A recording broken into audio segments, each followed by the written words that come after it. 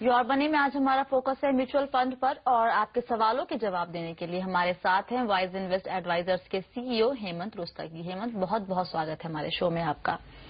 शुरू करते हैं दर्शकों के सवाल जवाब का सिलसिला। दिल्ली से गीतिका गुप्ता हमारे साथ हैं। गीतिका जी, पूछिए, क्या जानना है आपको? हाँ जी, स्वाति कैसे हैं आप? बहुत बढ़िया, आप कैसी हैं? बस ठीक। स्वाति, जैसे मैंने बताया था, हमने आईसीआईसीआई प्रूडेंशियल में लाइफ टाइम सुपर पेंशन और स्मार्ट किड की 2 पॉलिसीज की थी। तो काफी टाइम तक इनका कुछ ग्रोथ नहीं हुआ था। In fact up till February this year they hardly grew any. तो बट अभी थोड़ा मार्केट जंप के बाद the money has grown. So actually I wanted to know if we can pull out the money from these 2 funds and invest them in mutual fund. Mutual fund में अभी तक आपका exposure है कि नहीं गीतिका जी? Sorry, आपने अभी तक किसी म्यूचुअल फंड में या किसी फंड में निवेश किया है? हाँ जी। किसमें किया है और कितना कितना? यूटीआई मंथली इनकम कीन ग्रोथ प्लान में अबाउट 6 लाख किया है। और बिरला सन लाइफ मंथली इनकम में किया है अबाउट 3। और एचडीएफसी इनकम फंड ग्रोथ में किया है अबाउट 2। और गीतिका जी, एक बात बताइए, आप जो इस पैसे को निवेश कर रही हैं, क्या गोल लेके कर रही है, क्या सोचा, इस पैसे का क्या करना है आपको? एक्चुअली जो आईसीआईसीआई प्रूडेंशियल में डाला था, ये बच्चों के लिए डाला है, बच्चों के फ्यूचर के लिए और एजुकेशन वगैरह के लिए।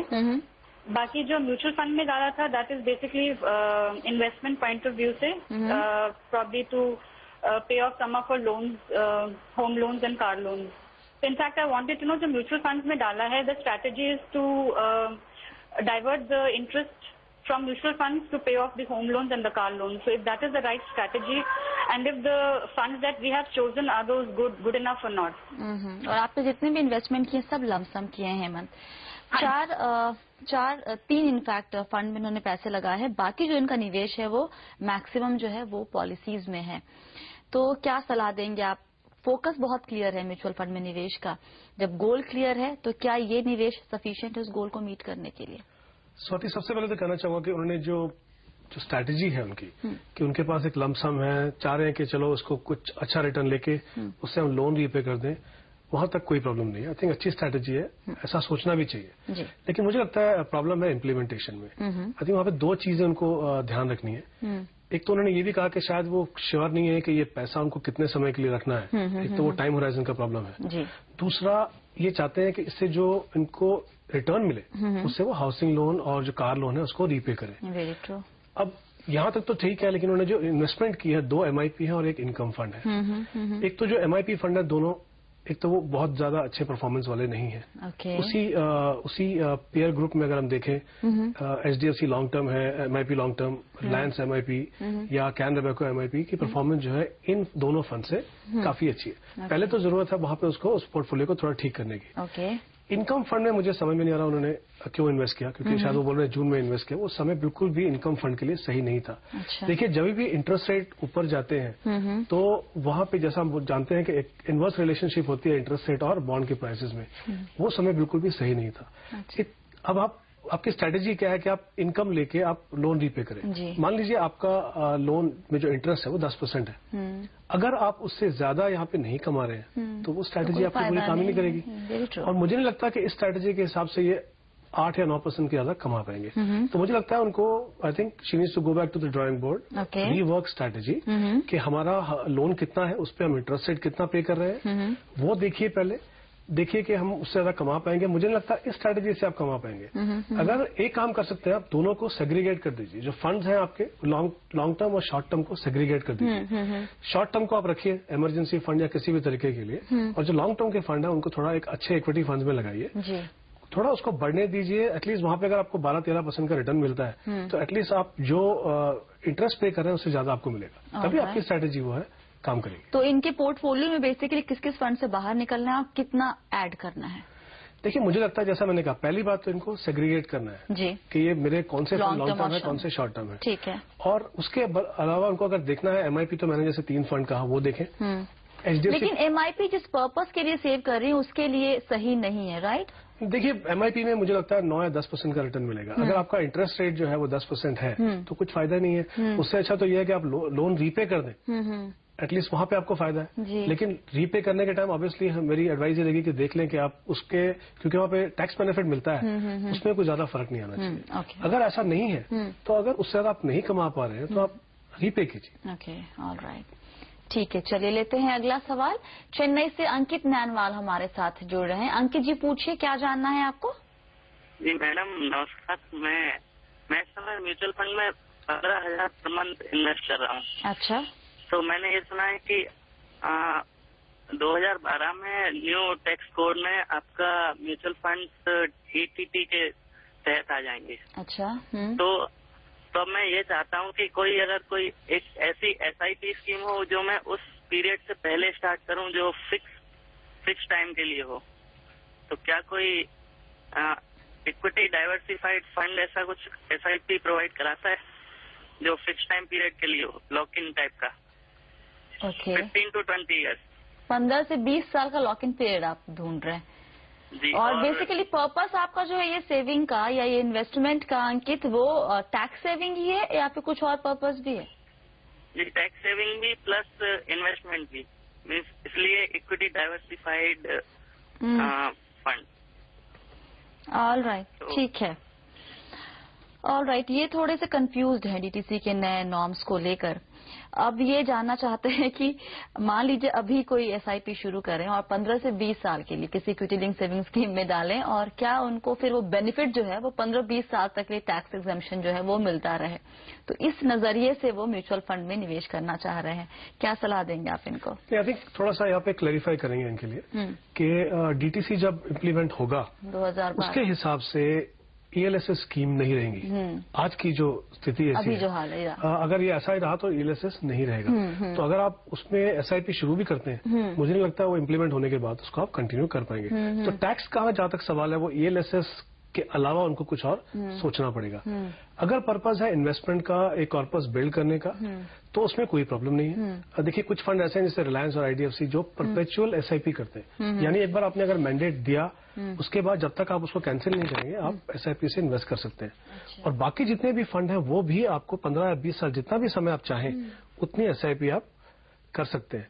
टाइम होराइजन आपको डिसाइड करना है, कितना पैसा करना चाहते हैं वो आपको डिसाइड करना है। अगर आप उसको शुरुआत करें, आई थिंक कोई लिमिटेशन नहीं है रूल्स की कि आप 15-20 साल का नहीं कर सकते। किसी भी फंड में अच्छा फंड चुन के आप SIP 15-20 साल जो भी आपका टाइम होराइजन है आप वो कर सकते हैं। तो अभी जो टैक्स सेविंग के पर्पज से चाहते हैं जो ELSS में निवेश करना, हेमंत क्या सलाह दे रहे हैं आप उनको इस वक्त? मुझे लगता है देखिए अभी जैसे मैंने कहा अभी के हिसाब से ELSS नहीं रहेंगी। जितना समय है उतना आप ELSS को कीजिए, कंटिन्यू करिए। और वैसे भी लॉक इन है 3 साल, उसके बाद भी अगर वो स्कीम जो एग्जिस्टिंग है वो कंटिन्यू भी करती है तो उस समय तक कंटिन्यू कीजिए। बाद में फिर जो भी ऑप्शंस रहेंगी वहाँ पे आपको उसको पोर्टफोलियो को रीलाइन करना है। इनफैक्ट अभी वक्त बहुत ज्यादा है तो हो सकता है कि जो ये चेंजेस किए गए हैं उसमें भी कुछ और बदलाव कर दिए जाए। बिल्कुल पॉसिबिलिटी। ऑलराइट, चलिए वक्त एक छोटे से वेलकम बैक। योर मनी में आज हमारा फोकस है म्यूचुअल फंड पर और आपके सवालों के जवाब देने के लिए हमारे साथ है जाने माने फाइनेंशियल प्लानर हेमंत रुस्तगी। लेते हैं अगला सवाल। चेन्नई से तरुण ने हमें ईमेल किया है। तरुण के लिए म्यूचुअल फंड एकदम नया है। उन्होंने हमसे कई सवाल पूछे हैं। पहला ये कि वो कितने फंड्स में SIP कर सकते हैं और अगले 10 साल के नजरिए से किन फंड्स में अच्छा रिटर्न मिलेगा। पहला सवाल। देखिए SIP करना चाहते हैं शायद जी। बिल्कुल सही तरीका है। जहां तक फंड्स का सवाल है मुझे लगता है कि डिपेंड करता है कितना अमाउंट आप डालना चाहते हैं जी। शुरुआत करना हो तो मुझे लगता है मिनिमम 2 फंड तो होने ही चाहिए। उसका कारण ये है कि एक तो 2 डिफरेंट तरह के फंड आपको मिल जाते हैं और 2 डिफरेंट डेट्स पे आप डालते हैं तो आपको एवरेजिंग का फायदा होता है। तो मिनिमम 2 फंड से स्टार्ट करिए, 2 या 3 फंड अगर आप 10 या 15 हजार इन्वेस्ट करना चाहते हैं तो उसमें से भी एक फंड लीजिए लार्ज कैप फंड और एक मिड कैप और एक मल्टी कैप। उससे क्या होता है कॉम्बिनेशन जरा अच्छा रहता है। तो लार्ज कैप में अगर उनको देखना है तो HDFC टॉप 200 या ICICI फोकस इक्विटी, इन दोनों में से एक फंड देख सकते हैं। अगर उनको मिड कैप देखना है तो या तो IDFC प्रीमियर इक्विटी देख सकते हैं आप या फिर DSP small and mid cap. और मल्टी कैप में काफी सारे ऑप्शंस हैं। रिलायंस रेगुलर सेविंग इक्विटी है, कैन रेबेको डाइवर्सिफाइड इक्विटी है या फिडेलिटी इक्विटी है। इस तरह के जो फंड है एक फंड लार्ज कैप, एक मिड कैप और एक मल्टी कैप। अगर 3 फंड है तो, नहीं तो फिर एक large cap mid cap. Okay. इन्होंने ये भी पूछा है कि इन्होंने खुद जो शॉर्टलिस्ट किया था HDFC टॉप 200 और रिलायंस ग्रोथ, तो इन दोनों में शुरुआत के लिए इनसे शुरू कर सकते हैं? हाँ बिल्कुल कर सकते हैं। दूसरा सवाल ये है इनका कि ये अपने भतीजे के लिए करीब कुछ SIP 1,000 रुपए की शुरू करना चाहते हैं। भतीजा जो है वो 3 साल का है, तो उसके लिए उस बच्चे के हिसाब से अगर शुरू करना हो, ड्यूरेशन टाइम होराइजन मेंशन नहीं किया है, लेकिन पर्टिकुलर उस फोकस है कि बच्चे के लिए कर रहे हैं, कहाँ करें? आई थिंक बच्चे के लिए तो मान सकते हैं कि जनरली कुछ लॉन्ग टर्म ऑब्जेक्टिव होना चाहिए। अगर ऐसा है तो फिर एक मल्टी कैप फंड लीजिए, क्योंकि 1,000 रुपए इन्वेस्ट करना है, उसमें आप 2 में डिवाइड नहीं करेंगे। एक मल्टी कैप फंड लीजिए, हमने 3 फंड्स के नाम लिए, उसमें से फंड या कोई भी एक अच्छा गुड क्वालिटी डाइवर्सिफाइड फंड लेकर शुरुआत कर सकते हैं। तीसरा सवाल था, क्योंकि एकदम नए हैं म्यूचुअल फंड के लिए, जानना चाहते हैं कि क्या कोई लॉक इन पीरियड होता है म्यूचुअल फंड्स में? नहीं, अगर आप ओपन एंडेड फंड में इन्वेस्ट करें, चाहे लमसम करें चाहे सिस्टमैटिक करें, उसमें कोई लॉक इन पीरियड नहीं रहता है। हाँ, एक एग्जिट लॉट जरूर होता है, शायद जनरली 1 या 2 साल के लिए होता है। उसका कारण ये है कि आप फंड जो है वो शॉर्ट टर्म इन्वेस्टर को डिस्करेज करते हैं, क्योंकि उससे जो एग्जिस्टिंग इन्वेस्टर है उनको थोड़ा नुकसान हो सकता है अगर बहुत ज्यादा इन एंड आउट होंगे इन्वेस्टर्स। तो I think only thing is एक एग्जिट लोड हो सकता है। अगर आप लॉन्ग टर्म इन्वेस्टर हैं तो मुझे नहीं लगता आपको इवन एग्जिट लोड की भी चिंता करने की जरूरत है।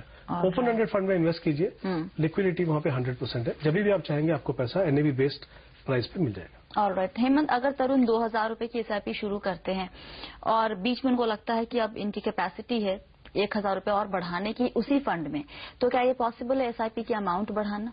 बिल्कुल पॉसिबल है, लेकिन उसी फंड में अगर करना है तो उनको वो SIP रोकनी पड़ेगी। अच्छा। नहीं तो फिर 2 इंस्टॉलमेंट में पैसा जाएगा। अगर मान लीजिए एक इक्विटी फंड में चुनते हैं और उसमें SIP करते हैं और उसमें अमाउंट बढ़ाना चाहते हैं, तो या तो फिर वो 2 डिफरेंट डेट्स में डालें, वो फिर मुझे लगता है थोड़ा इनकन्वीनियंट हो जाएगा। पहले वाली SIP को उनको रोकना पड़ेगा और फिर नया SIP स्टार्ट कर सकते हैं बड़े हुए अमाउंट से। एक इनका आखिरी सवाल ये था कि अगर जैसे यूलिप में या किसी इंश्योरेंस पॉलिसी में जब हम पैसे लगाते हैं और मंथली प्रीमियम देते हैं, और अगर हम 3-4 प्रीमियम देना भूल गए या फिर हम नहीं दे पाए तो थोड़ी मुश्किल में फंस जाते हैं, तो ऐसा क्या म्यूचुअल फंड में भी होता है? देखिए, अगर 2 या 3 इंस्टॉलमेंट मिस होती हैं बीच में तो कोई प्रॉब्लम नहीं है, SIP कंटिन्यू रहती है। अच्छा। सिर्फ फर्क इतना पड़ता है कि अगर मान लीजिए आपने किसी इक्विटी लिंक सेविंग स्कीम में किया और आपने एक फिक्स अमाउंट करना है टैक्स के हिसाब से, तो आपको ध्यान रखना पड़ेगा कि उतना पैसा आप लमसम या अलग से इन्वेस्ट करें।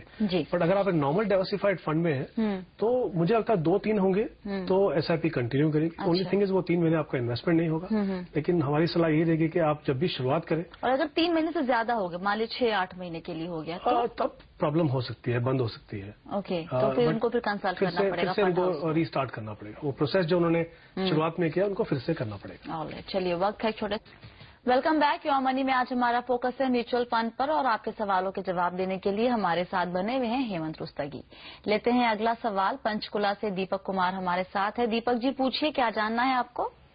मैं एक ही पूछना चाहता हूँ। एक्चुअली आज मुझे 6 साल हो गए नौकरी करते हुए, अभी तक इन्वेस्टमेंट जो है मैं समझता था कि जैसे LIC में जो है इंश्योरेंस होते रही वही और जो है मैंने दीपक की आवाज एकदम ही क्लियर रही है। दीपक ने कुछ फंड्स में निवेश किया हुआ है हेमंत, SDFC ग्रोथ फंड है, ICICI prudential dynamic, DSP, black rock small and mid cap, साथ ही Reliance equity opportunity, Reliance regular saving fund और HDFC टॉप 200।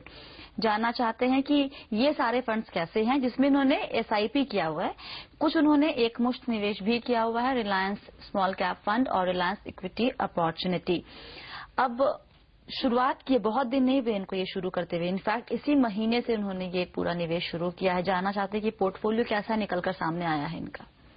सबसे पहले तो मैं कहना चाहूंगा कि जब आप इन्वेस्टमेंट की शुरुआत करते हो और अगर 1 या 2 महीने में आपको ये जानने की इच्छा हो कि ये मेरे फंड अच्छे हैं कि नहीं, इसका मतलब हमने होमवर्क अच्छे से नहीं किया। तो पहले शुरुआत करने से पहले थोड़ा समय लगाइए। दूसरा, कुछ बताया उन्होंने कितना पैसा इन्वेस्ट कर रहे हैं SIP में? जो उन्होंने लमसम किया है रिलायंस स्मॉल कैप फंड में 20,000, रिलायंस इक्विटी अपॉर्चुनिटी फंड में 15,000 और बाकी की जो फंड है उनके जिसमें SIP है वो ऑलमोस्ट 6,000, 1,000 सभी फंड 6 फंड में SIP कर रहे हैं। मुझे लगता है फंड्स को थोड़ा कम करने की जरूरत है। 3 या 4 फंड इसमें से रखें और जैसा मैंने पहले कहा, आप मिक्स रखिए, एक large cap, mid cap, multi cap, हो सके तो एक, अगर बहुत ज्यादा लंबे समय के लिए नहीं डालना है तो एक बैलेंस फंड भी इंक्लूड कर सकते हैं।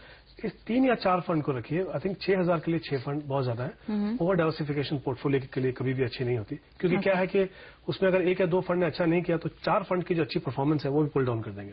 3 या 4 फंड मुझे लगता है तो इनमें से किन में से निकल जाना? ये 6 फंड आपके सामने हैं, इन 6 फंड में से क्या सलाह देंगे आप इनको निकलने की? और देखिए, रिलायंस इक्विटी अपॉर्चुनिटी रख सकते हैं, और जैसे मैंने कहा, एक HDFC प्रूडेंस को अगर इसमें इंक्लूड कर ले, HDFC टॉप 200 रख सकते हैं, और DSP small and mid cap, ये 4 फंड मैक्स मुझे लगता है इन चारों में SIP करें। बाकी को इन फेज में अभी शुरुआत किया, थोड़े दिन करके शायद बंद करें उसको, और ये 3 या 4 फंड में करें, और लमसम पैसा भी अगर डालना है तो इन्हीं में ऐड कीजिए। जरूरी नहीं कि हम हर बार लमसम करें, तो क्योंकि मैंने कहा जैसा आपके पास अच्छा portfolio, large cap, mid cap, multi cap, balance fund, हर तरह के फंड है, उसी में आप ऐड कीजिए। एक आखिरी सवाल सभी दर्शकों के लिए पूछना चाहूंगी। जब हमारे पास सवाल आते हैं हेमंत, तो उसमें कहीं भी बहुत सारे दर्शक अपना गोल नहीं मेंशन करते हैं, किस पर्पज से पैसे इन्वेस्ट कर रहे हैं। क्योंकि आप इस बिजनेस में, आप एक फाइनेंशियल प्लानर हैं, गोल कितना जरूरी है किसी भी निवेशक के लिए? सबसे इम्पोर्टेंट, बिकॉज जैसे अगर हम कहीं जाना चाहते हैं, हमें अगर मालूम नहीं हमको कहाँ जाना है, तो कौन सी ट्रेन, कौन सा प्लेन और किधर जाना है, आई थिंक गोल एक बहुत इंपॉर्टेंट है, स्पेशली क्योंकि फाइनेंशियल गोल जो है हमारे काफी सारे ड्रीम्स उनके साथ जुड़े हुए होते हैं। सबसे पहले शुरुआत करने से पहले गोल्स बनाइए। गोल्स में क्या short term, medium term, long term होंगे, वो डिसाइड करेगा आपका टाइम होराइजन हर इन्वेस्टमेंट के लिए कितना है। देखिए कितना आसान हो जाएगा। गोल्स के बाद आपका टाइम होराइजन भी ऑटोमेटिकली आएगा।